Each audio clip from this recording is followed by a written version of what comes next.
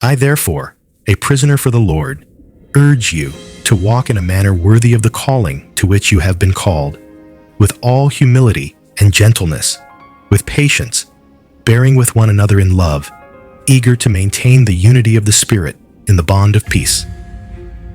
There is one body and one Spirit, just as you were called to the one hope that belongs to your call, one Lord, one faith, one baptism, one God and Father of all, who is over all and through all and in all.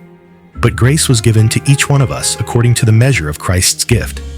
Therefore it says, when he ascended on high, he led a host of captives, and he gave gifts to men. In saying, he ascended, what does it mean but that he had also descended into the lower regions, the earth?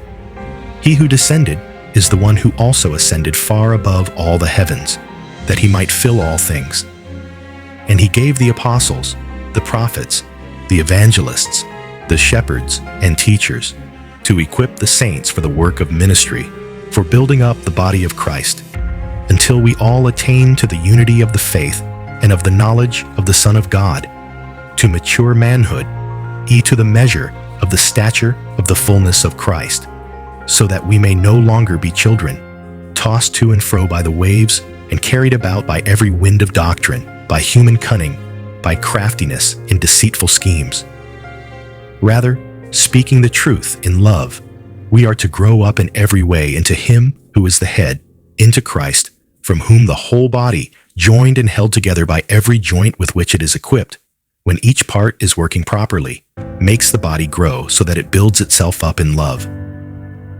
Now this I say, and testify in the Lord, that you must no longer walk as the Gentiles do, in the futility of their minds.